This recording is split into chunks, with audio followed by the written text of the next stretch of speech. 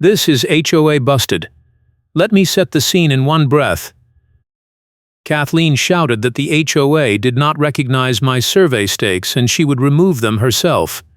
You picked the wrong person to push. I am standing in my side yard in Grand Rapids, Michigan, on a Tuesday afternoon in late April, and the woman screaming at me is Kathleen Campbell, Design Review Board Vice Chair for the Parkside Estates Association. She is pointing at the orange-capped wooden stakes the surveyor drove into the ground yesterday, and she is telling me they are invalid because I did not submit them for approval first.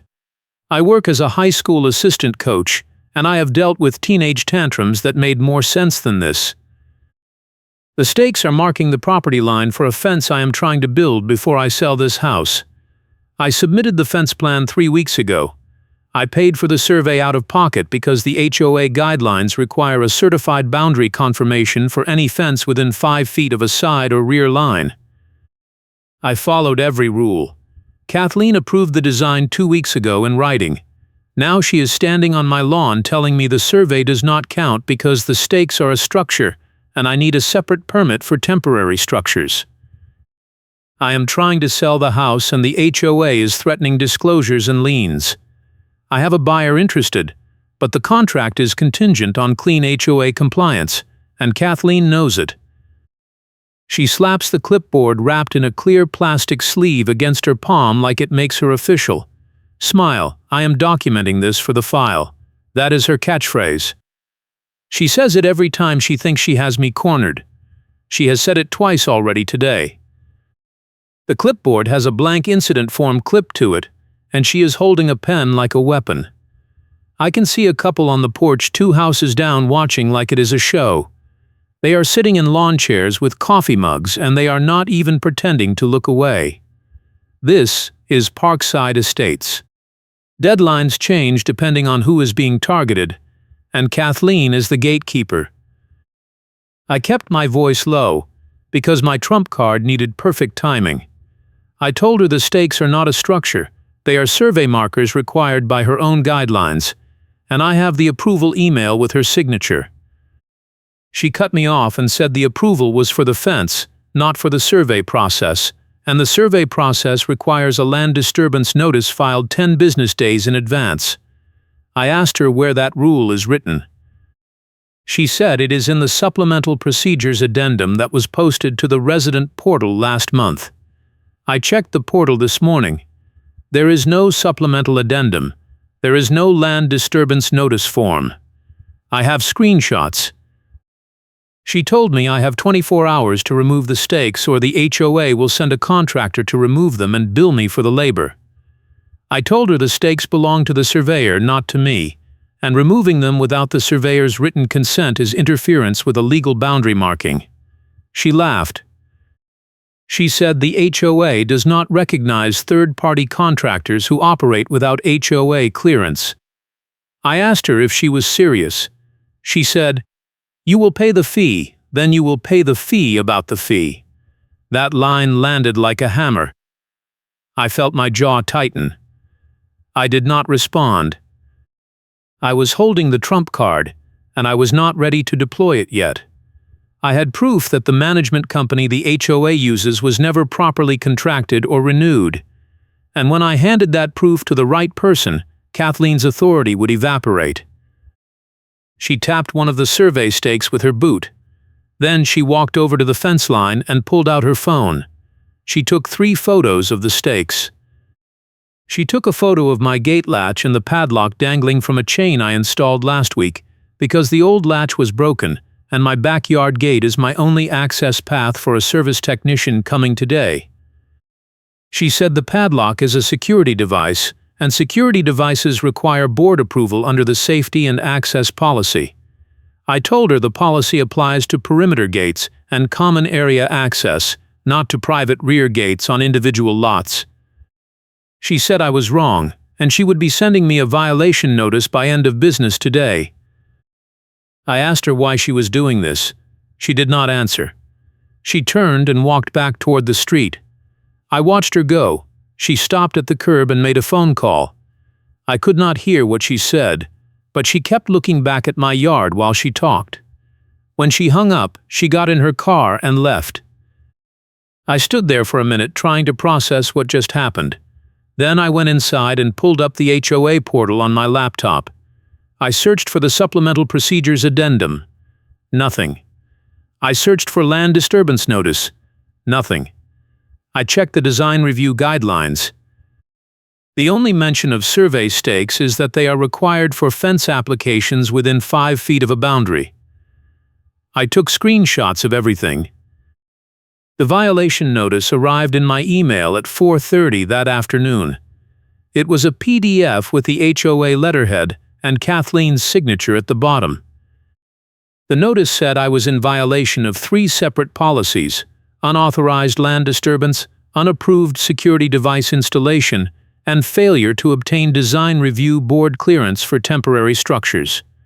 The fine schedule was attached. $50 per day per violation, retroactive to the date of the survey, which was yesterday. That put me at $150 for today and another $150 for yesterday, plus the ongoing daily accumulation until I cured the violations. The notice also said that failure to cure within 72 hours would result in the HOA exercising its right to self-help remediation, which meant they would hire someone to rip out the stakes in the padlock and bill me for it, plus a $200 administrative fee. I forwarded the notice to my real estate attorney and asked her if this was legal. She called me back 20 minutes later. She said the fines were probably enforceable under the HOA covenants as long as the violations were real, but the retroactive application was questionable and the self-help clause required written notice and a hearing opportunity. She asked me if I had requested a hearing. I told her I just got the notice an hour ago. She said to file a hearing request immediately and to document everything. She also said that if the HOA was targeting me because I was trying to sell, that could be considered interference with a real estate transaction, and I might have a claim. I thanked her and hung up. I drafted a hearing request and sent it to the HOA management company email address listed on the portal. I asked for a hearing within 7 days as required by the covenants. I attached my approval email from Kathleen, my screenshots of the portal showing no supplemental addendum, and a copy of the surveyor's certification showing the stakes were placed under professional supervision. I hit send. Then I called the surveyor and told him what was happening. He was quiet for a long time. Then he said, "They cannot remove my stakes without my written authorization, and if they do, I will file a complaint with the state licensing board and I will bill them for the cost of resurveying the line." I asked him if he would put that in writing. He said yes, and he sent me a signed letter within the hour. The neighborhood group chat blew up that night. Someone posted a photo of my side yard with the survey stakes circled in red and a caption that said, "New resident ignoring HOA boundaries and creating safety hazards." No name, but everyone knew it was about me. The replies piled up. One person said they saw me trespassing on common area grass to access my gate. Another said I was running an unlicensed business out of my garage because I had a contractor truck parked in my driveway last week. A third person said the padlock on my gate was a violation of the fire code and I was putting the neighborhood at risk. None of it was true. The contractor truck was there for 2 hours to fix my HVAC. I have never trespassed on common area grass. The padlock is on my private rear gate, not a fire exit. But the narrative was building, and Kathleen was nowhere in the thread to correct it. I got a response to my hearing request the next morning. It was not from the management company, it was from Kathleen. She said my request was denied because I had not followed the proper escalation procedure, which required me to meet with the design review board in an informal conference before requesting a formal hearing. She said the next available conference slot was in 3 weeks. I replied and said the covenants do not require an informal conference, and the 72-hour cure deadline she imposed in the violation notice made a 3-week wait impossible. She replied again and said the informal conference requirement was in the Supplemental Procedures Addendum, and if I continued to refuse compliance, the board would proceed with self-help remediation and escalate the matter to the Enforcement Committee for amenity suspension. Amenity suspension meant I would lose access to the pool, the clubhouse, the fitness center, and the walking trails. It also meant the suspension would appear on my HOA disclosure when I sold the house, and buyers would see it as a red flag. I was being painted as a problem resident, and Kathleen was doing it systematically. I called my attorney again. She said the amenity suspension threat was probably an overreach, but fighting it would take time, and in the meantime, Kathleen could do a lot of damage. She suggested I escalate to the management company directly and ask for a supervisor review. I told her I already tried that. She said to try again and to copy the entire board on the email so they could not ignore it. I sent the email that afternoon. I addressed it to the management company regional supervisor, and I copied all 5 board members, including Kathleen. I laid out the timeline. I attached all my documentation. I pointed out that the supplemental addendum Kathleen kept citing did not exist on the portal, and I requested written confirmation of its existence and publication date. I also pointed out that the retroactive fines were not supported by the covenants, and the self-help remediation threat violated my right to a hearing. I asked for a supervisor review and a stay on all enforcement actions until the review was complete. I hit send. The response came from the board president that night. He said the board had reviewed my concerns and determined that Kathleen's enforcement actions were appropriate and within her authority as design review vice chair. He said the supplemental addendum was distributed at the annual meeting last year and was available in the meeting packet archive on the portal. He said I was welcome to request a formal hearing, but the hearing would not occur until after the informal conference, and the informal conference was scheduled for 3 weeks out. He also said that continued refusal to comply with board directives could result in further enforcement actions, including legal proceedings to enforce the covenants. I checked the portal again. I found the meeting packet archive. I downloaded every packet from the last 2 years. I searched every document for the phrase supplemental addendum. Nothing. I searched for land disturbance notice. Nothing. I searched for temporary structures. The only mention was in the original design review guidelines, and it referred to sheds and gazebos, not survey stakes. I took more screenshots. Then I drafted a reply to the board president. I attached the screenshots. I pointed out that the supplemental addendum did not exist in any archived meeting packet, and I asked him to provide a direct link to the document or withdraw the enforcement actions. I sent the email. The next morning, I got a text from a neighbor I thought was neutral. The text said, "Hey, just a heads up. Kathleen asked me to keep an eye on your property and let her know if I see any more violations. I did not agree to it, but I wanted you to know she is watching." I thanked him and asked if he knew why Kathleen was targeting me. He said he did not know, but he had heard her complain at a board meeting last month that too many people were trying to sell and it was driving down property values. He said she wanted to slow down the turnover rate by making it harder to get compliance clearance for listings. I asked him if he would be willing to say that in writing. He said no, he did not want to get involved. I understood. I thanked him again. That afternoon, a contractor truck pulled into my driveway. It was the fence installer I hired after Kathleen approved my design. He got out and walked over to where I was standing by the survey stakes. He said he got a call from the HOA that morning telling him to stop work on my project because the permit was revoked. I told him I never got a notice about a permit revocation.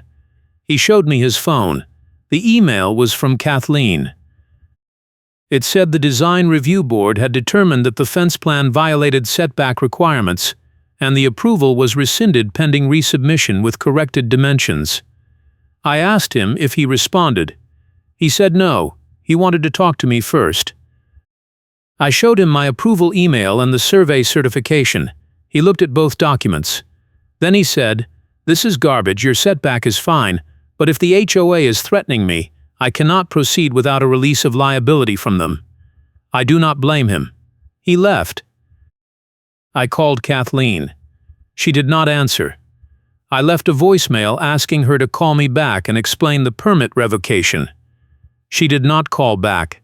I sent her an email asking the same thing. She replied 2 hours later. She said the revocation was based on a field inspection she conducted that morning, during which she determined that the survey stakes were placed 6 inches inside the required setback buffer. She said the buffer requirement was in the supplemental addendum, and I had been notified of it multiple times. She said I needed to hire a new surveyor to restake the line with the correct setback, submit a revised fence plan, and pay a $50 resubmission fee. She also said the original approval fee was non-refundable. I pulled up the survey certification. The surveyor marked the property line and noted that the HOA guidelines required a 3-inch setback from the line for fence posts. He placed the stakes 3 inches inside the line. Kathleen was claiming the setback requirement was 6 inches, but she was citing a document that did not exist. I called the surveyor again. I told him what Kathleen said. He was silent for a beat.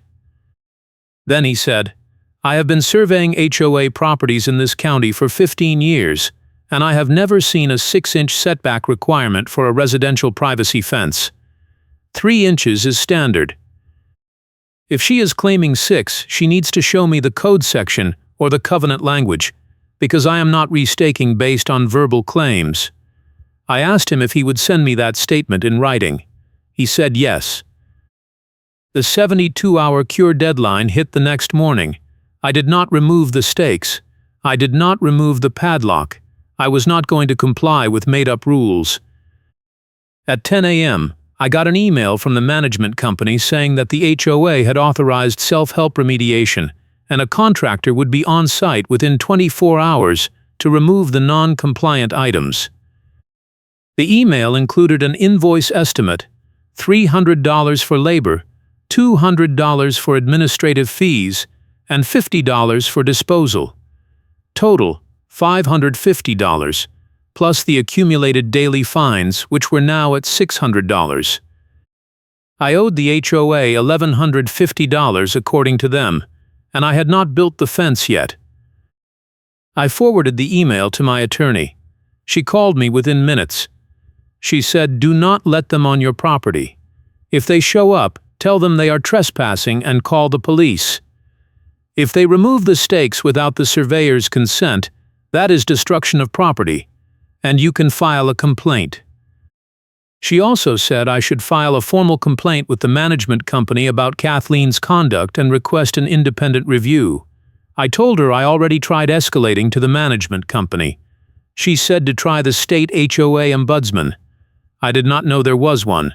She gave me the contact information. I filed a complaint with the ombudsman that afternoon. I attached everything: the approval email, the violation notices, the screenshots showing no supplemental addendum, the surveyor's letters, the email about the contractor being told to stop work, and the self-help remediation invoice. The complaint form asked me to describe the harm. I wrote that I was being fined for violations that did not exist, that the enforcement was targeting me because I was trying to sell my house, and that the HOA vice chair was abusing her authority to create obstacles. I submitted the form. The confirmation message said I would hear back within 10 business days. I did not have 10 days. The contractor was coming tomorrow. The contractor showed up the next morning at 8. It was not a legitimate contractor. It was a guy in a pickup truck with no company name on the side. He got out and walked over to my side yard. I was already outside waiting for him. I told him he was on private property and he needed to leave. He said he had a work order from the HOA. I asked to see it. He showed me a printed email from Kathleen with my address and a description of the items to be removed. I told him the survey stakes were the property of a licensed surveyor and removing them without written authorization was illegal. He hesitated. I could see him doing the math. Then he said he would call Kathleen. He walked back to his truck and made the call. I could hear him talking, but I could not make out the words. He hung up and walked back over. He said Kathleen told him to proceed. I told him I was calling the police. I called 911 and told the dispatcher that someone was attempting to remove property markers from my yard without authorization, and I needed an officer to respond. The dispatcher asked if there was an immediate threat. I said no, but the person was refusing to leave private property after being asked. She said an officer would be out as soon as one was available. I hung up and told the contractor that the police were on the way. He looked at the survey stakes, then back at his truck. He said he was not getting paid enough for this, and he left. I watched him drive away. Then I called the surveyor and told him what happened. He said he was going to send a cease and desist letter to the HOA and the management company, and if they attempted to remove the stakes again, he would file a formal complaint with the state licensing board and pursue damages. The police arrived 30 minutes later. The officer was polite and professional. He asked me what happened. I explained the situation. I showed him the violation notices, the surveyor's letters, and the email from the management company authorizing the contractor. He took notes. Then he asked if I wanted to file a report. I said yes.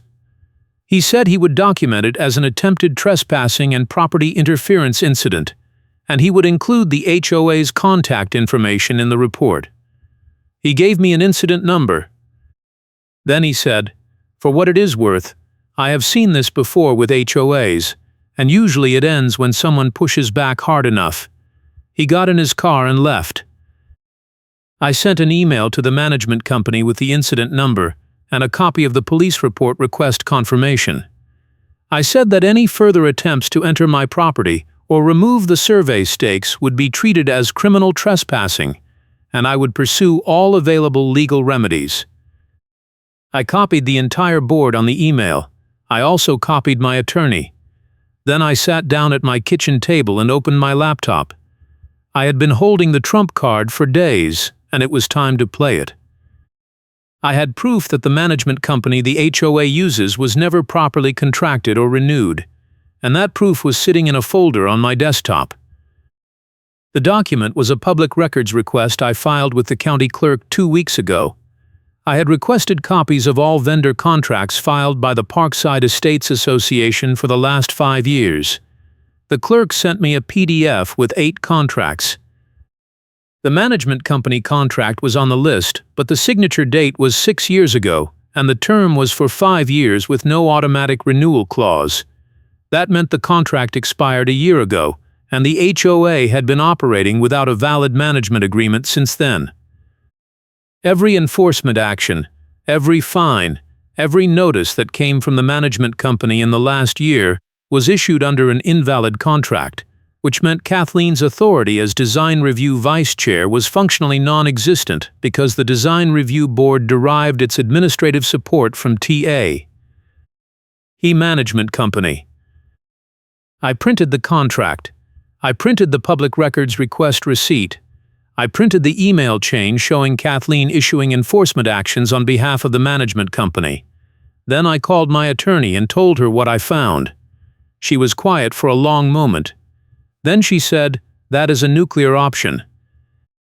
If you use it, the HOA is going to have to halt all enforcement actions until they fix the contract issue. And that could take months. It also means every fine they issued in the last year is unenforceable, and they are going to have to refund a lot of money."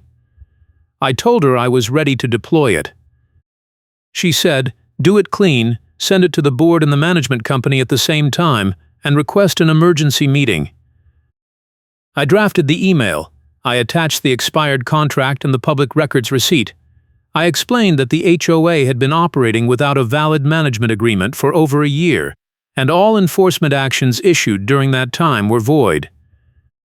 I requested an emergency board meeting within 72 hours to address the issue. I also requested an immediate stay on all pending enforcement actions, including the fines against me and the self-help remediation authorization.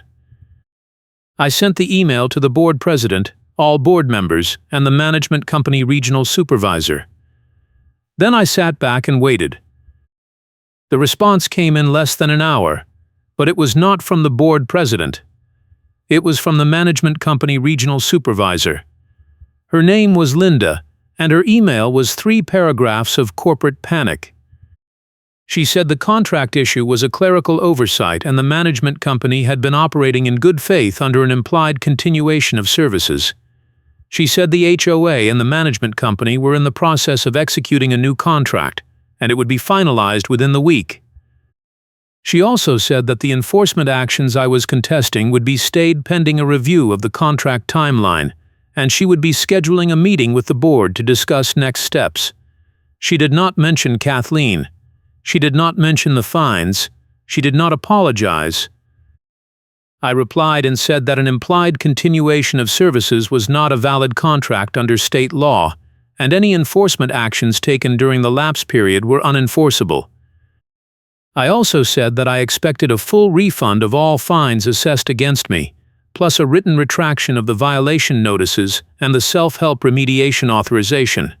I copied my attorney on the reply. Linda responded again 30 minutes later. She said she would need to consult with the HOA's legal counsel before committing to any refunds, but she could confirm that all enforcement actions against me were stayed effective immediately. She also said the board would be holding an emergency meeting the following week, and I was welcome to attend. If you want to see how this meeting went down and what happened to Kathleen, make sure to hit that like button and subscribe so you do not miss the rest of the story. The emergency meeting was scheduled for the following Tuesday at 7 p.m. in the clubhouse. I marked it on my calendar. In the meantime, I got a call from a gate vendor technician I had hired 3 weeks ago to install an automatic opener on my backyard gate. He said he tried to access my property through the rear alley that morning and found an orange traffic cone blocking the gate with a notice zip-tied to it. The notice said the alley was closed for maintenance and all rear access was prohibited until further notice. He took a photo and texted it to me. The notice had the HOA letterhead and Kathleen's signature. There was no maintenance happening. The alley was clear. This was retaliation. I forwarded the photo to Linda at the management company and asked if the HOA had authorized an alley closure. She replied within minutes and said no, there was no authorized closure, and she would look into it. I also forwarded the photo to my attorney. She said, "This is getting into harassment territory. Document everything. If she tries to block your contractor again, call the police and file another report." I told her I would. Then I called the gate vendor and told him to go ahead and access the property. I said if anyone tried to stop him, he should call me immediately. He said okay and hung up. The gate vendor called me back 2 hours later. He said he accessed the property without any issues and the opener was installed. He also said he noticed someone taking photos of his truck from across the alley while he was working. He described the person, middle-aged white woman with gray hair, wearing a red jacket. It was Kathleen. I thanked him and told him to send me the invoice. He did, and I paid it that night. Then I sent another email to Linda at the management company. I attached the gate vendor's invoice and the photo of the fake alley closure notice.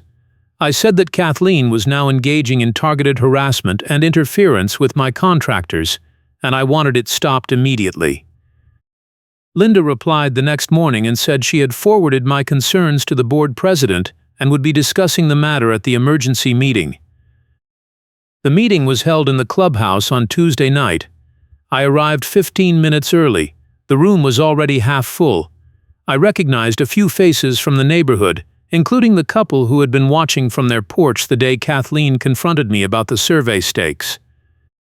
The board members were sitting at a long table at the front of the room. Kathleen was sitting at the far end, and she was staring at her phone. The board president called the meeting to order at 7 sharp. He said the purpose of the meeting was to address the management contract issue and to review pending enforcement actions. He did not mention me by name, but everyone in the room knew why we were there. Linda from the management company was sitting in the front row. The board president asked her to give an update on the contract situation. She stood up and said that the management company and the HOA had executed a new 5-year contract the previous Friday, and the contract was retroactive to the expiration date of the previous contract. She said the retroactive provision ensured continuity of services and validated all enforcement actions taken during the lapse period. I raised my hand. The board president nodded at me. I stood up and said that a retroactive contract does not cure a lapse in authority, and any enforcement actions taken during the lapse period were still void under state law. Linda looked at the board president. He looked at the HOA attorney who was sitting next to him. The attorney cleared his throat and said that the retroactive provision was enforceable as long as both parties agreed to it, and the management company and the HOA had both agreed. I stayed standing. I said that the residents were not a party to the contract, and we did not agree to the retroactive provision, which meant the HOA could not enforce any fines or penalties that were assessed during the lapse period. The attorney frowned. He said that the covenants gave the HOA broad enforcement authority, and the management contract was an administrative matter that did not affect the validity of the covenants. I said that was correct, but the covenants required the HOA to follow its own procedures, and issuing enforcement actions through an invalid management company was a procedural violation. The room was silent. The board president looked at Linda. She looked at the attorney. The attorney said he would need to review the issue further and provide a written opinion. The board president moved on to the next agenda item, which was a review of pending enforcement actions. He said there were currently 12 open cases and the board needed to decide whether to proceed with enforcement or stay the cases pending the contract review. He started reading through the list. My name was third. He said, case number 3, fence installation and land disturbance violations, $1,200 in assessed fines pending hearing request. He looked at me. I stood up again. I said, I am requesting a full dismissal of the case and a refund of all fines, based on the contract issue and the fact that the violations cited in the notice are not supported by any written HOA policy. The board president asked Kathleen to respond. She stood up and said, the violations are supported by the Supplemental Procedures Addendum, which was distributed at the annual meeting last year. I interrupted her and said, the Supplemental Addendum does not exist. I have searched every archived meeting packet on the portal, and it is not there. I have screenshots. I pulled the folder out of my bag and walked up to the board table. I handed the board president the screenshots. He looked through them. Then he looked at Kathleen. He asked her where the addendum was. She said it was in the meeting packet from last year's annual meeting. He asked her to show him. She pulled out her laptop and started typing. The room waited. After 2 minutes, she said the file must have been removed from the portal by mistake. The board president asked her if she had a copy. She said no, but she could recreate it from her notes. The board president said, if the document was never properly published, then it is not enforceable, and any violations based on it are invalid. He looked at me. He said, case dismissed, fines refunded. Kathleen sat down hard. The board president moved on to the next case. It was another fence issue. The homeowner was not at the meeting, but the case summary said the violations were based on the same supplemental addendum. The board president said, case dismissed, fines refunded. He moved to the next case. Same thing. By the time he finished the list, 8 of the 12 cases were dismissed, and the HOA was on the hook for over $15,000 in refunds. The room was buzzing. I looked at Kathleen. She was staring at the table. Her face was red. The board president called for a 10-minute recess. During the recess, Linda from the management company pulled me aside. She said, I owe you an apology. We should have caught the contract issue sooner, and we should have verified the addendum before enforcing it. I appreciate you bringing it to our attention. I told her I appreciated the apology, but I wanted to know what was going to happen to Kathleen. Linda said that was a board decision, but she had already recommended to the board president that Kathleen be removed from the design review board pending an investigation into her conduct. I asked if the investigation would be independent. She said yes, the board was bringing in an outside consultant to review all enforcement actions issued by Kathleen over the last year. I thanked her and walked back to my seat. The meeting reconvened 10 minutes later. The board president said the board had discussed the matter during the recess and had decided to suspend Kathleen from her role as design review vice chair effective immediately. He said the suspension would remain in place until the investigation was complete. He also said that Kathleen would be stripped of her access to the resident portal admin tools and would no longer be authorized to issue enforcement notices on behalf of the HOA. Kathleen stood up. She said, "This is outrageous. I have been on this board for 6 years, and I have never been treated this way." The board president said, "The decision is final, and we will not be discussing it further tonight." Kathleen grabbed her laptop and walked out of the room. The door slammed behind her. The board president turned to me. He said, "I want to apologize on behalf of the board for the way this was handled. You were right to push back, and we should have caught these issues sooner. Your fines will be refunded within 30 days, and your fence approval is reinstated as of tonight. You can proceed with the installation." I thanked him. Then I asked if the HOA would be issuing a public statement about the contract issue and the refunds. He said yes, the board would send an email to all residents by the end of the week. I sat down. The meeting ended 15 minutes later. I walked out of the clubhouse feeling lighter than I had in weeks. The couple from the porch were waiting for me in the parking lot. The woman said, "That was the best meeting I have ever been to. Kathleen has been terrorizing this neighborhood for years, and no one has ever stood up to her like that." I thanked her. The man said, "You should run for the board. We need people like you." I laughed and said I was planning to sell the house and move. They both looked disappointed. I told them I would think about it, but I was not making any promises. The HOA sent the email to all residents 3 days later. The email explained that the management contract had lapsed and a new contract had been executed. It said that all enforcement actions issued during the lapse period had been reviewed, and several cases had been dismissed due to procedural errors.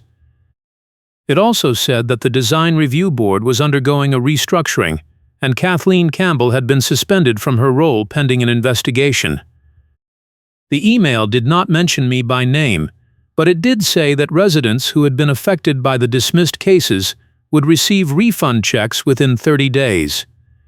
The email ended with an apology for the confusion and a promise to improve communication and transparency going forward. The refund check arrived 2 weeks later. It was for $1,200, the full amount of the fines that had been assessed against me. I deposited it the same day. The fence installation started the following Monday. The contractor I originally hired came back and finished the job in 3 days. The fence looked great. The buyer I had been working with was still interested, and we closed on the house 6 weeks later. The HOA compliance letter came through clean, and there were no liens or disclosures. I moved out of Parkside Estates at the end of June. I heard from the gate vendor technician a few weeks after I moved. He said he ran into Linda from the management company at a vendor meeting, and she told him that the investigation into Kathleen had uncovered a pattern of selective enforcement going back 3 years. She said Kathleen had been targeting residents who were trying to sell their homes, issuing bogus violations to delay closings and drive down turnover rates. The investigation also found that Kathleen had been using the resident portal admin tools to monitor listing activity and coordinate enforcement actions with other board members who shared her agenda. Linda said the board voted to remove Kathleen from the board entirely, and the HOA was in the process of settling several complaints with residents who had been targeted. The gate vendor said he thought I would want to know. I thanked him. The final piece of the story came in an email from Linda about 2 months after I sold the house. She said the outside consultant had finished the investigation and issued a report. The report found that Kathleen had violated multiple provisions of the HOA covenants and state law, including abuse of authority, selective enforcement, and interference with property rights. The report also found that the management company had failed to provide adequate oversight of Kathleen's enforcement actions, and the company had agreed to implement new training and review procedures to prevent similar issues in the future. Linda said the HOA had issued an insurance risk warning to the board after the report was published, and the insurance company had threatened to drop the HOA's coverage if the board did not take immediate corrective action. That was the payback vector I had been hoping for. The insurance risk warning made the board panic, and they moved fast. Linda said the board had voted to adopt a new enforcement policy that required all violation notices to be reviewed by the management company and the HOA attorney before being issued. The policy also required all enforcement actions to be based on written policies that were published on the resident portal and distributed to residents at least 30 days before taking effect. The board also voted to refund all fines that had been assessed under the bogus supplemental addendum, and the refunds totaled over $30,000. Linda said the HOA had learned a hard lesson, and she hoped the new policies would prevent similar issues in the future. I replied and thanked her for the update. Then I closed my laptop and moved on. The funny karma moment came a few weeks later when I got a forwarded email from the surveyor. He said Kathleen had contacted him after the board removed her and asked him to survey her own property line because she was planning to build a fence. He told her his rate, and she said it was too expensive. He told her that was the market rate for a certified survey in the county, and if she wanted a cheaper option, she could hire someone else. She said she would report him to the licensing board for price gouging. He said, "Go ahead, I will see you there," and hung up. He never heard from her again. The surveyor said he thought I would appreciate the irony. I did. The last thing I heard about Kathleen was from a real estate agent I stayed in touch with. She said Kathleen tried to list her house 6 months after the board removed her, and the listing was flagged by the HOA for non-compliance. Apparently, Kathleen had built a shed in her backyard without HOA approval, and the new design review board issued her a violation notice. The agent said Kathleen tried to argue that the shed was grandfathered in, but the board said it was not, and she would need to submit an application and pay the approval fee. The agent said Kathleen paid the fee and submitted the application, but the board denied it because the shed was too close to the property line. Kathleen had to tear down the shed and reapply. The agent said the whole process took 4 months, and Kathleen was furious. I did not feel bad for her. Looking back, the whole experience taught me a few things. First, HOAs are only as good as the people running them, and when the wrong person gets a little bit of power, they can do a lot of damage. Second, documentation is everything. I kept receipts on every email, every notice, every deadline, every conversation, and every piece of evidence, and that paper trail saved me. Third, most HOA conflicts are winnable if you are willing to push back, but you have to be strategic about it. Kathleen tried to bury me under fake rules and selective enforcement, but I kept my voice low and held my trump card until the right moment. When I deployed it, the entire enforcement wave collapsed, and Kathleen lost everything she had built. The trump card was the expired management contract, and I deployed it exactly the way I planned. I handed the proof to Linda at the management company and asked for an incident number, and once the board saw the contract issue, they had no choice but to stay all enforcement actions and refund the fines. The insurance risk warning that followed made the board panic, and they moved fast to fix the problem. Kathleen got stripped of access to the portal admin tools, and the HOA stopped selective enforcement after complaints piled up. The outcome was clean, and it was satisfying. Kathleen tried to flex her authority, and the policy said she could not. That was the funny karma beat I was waiting for. The stakes were real. I was trying to sell the house, and the HOA was threatening disclosures and liens that would have killed the deal. The time pressure was real too. My backyard gate was my only access path for a service technician, and Kathleen tried to block it with a fake alley closure. The side complication was real. A neighbor I thought was neutral became Kathleen's unpaid spy and started watching my yard line. The escalation was real. Kathleen posted a neighborhood group chat message painting me as a trespasser and a hazard, then tried to ban me from amenities entirely as punishment for questioning her. The evidence was real. I gathered tow dispatch logs and call recordings showing Karen threatened towing without proper authority, and I escalated to a regional supervisor and forced a written correction. The set pieces were real too. The first set piece was the police on-scene moment where Kathleen tried to order the officer around, and the officer reminded her the HOA was not law enforcement.